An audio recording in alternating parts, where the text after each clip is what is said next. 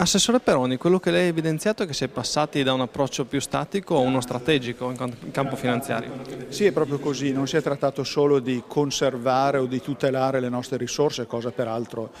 fatta perché doverosa, ma si è trattato di implementarle e di orientarle in un modo organico e strategico a servizio delle diverse linee di intervento dell'azione di governo di questa Giunta. Quindi quando dico implementate ci si è concentrati, e mi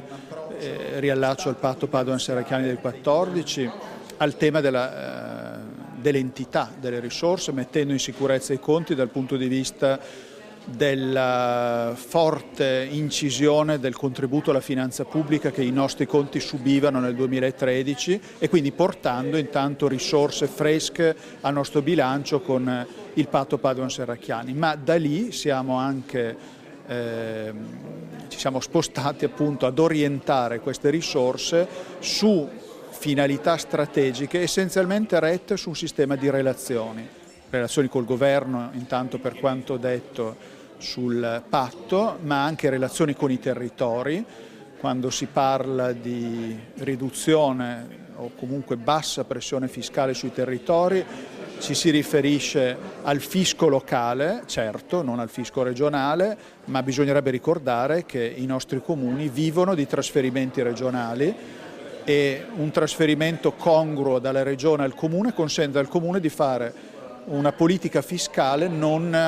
aggressiva sui cittadini. Quindi la bassa pressione fiscale a livello locale è frutto di una buona relazione finanziaria, tra l'altro, tra la nostra amministrazione regionale e quella dei nostri comuni. E di questo ci dà conto anche il rating dell'Osservatorio internazionale Standard & Poor's, che infatti assegna alla nostra regione una posizione molto più elevata di quella che è quella sovrana, quella nazionale, quindi tripla B, perché la nostra regione ha una doppia A-,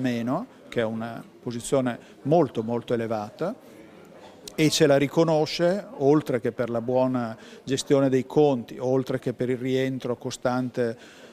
dal debito che abbiamo portato avanti in questi anni, proprio per le importanti e efficaci relazioni che abbiamo saputo intessere con il governo nazionale e con il sistema degli stakeholders del territorio, quindi sia i soggetti istituzionali ma i soggetti economici naturalmente.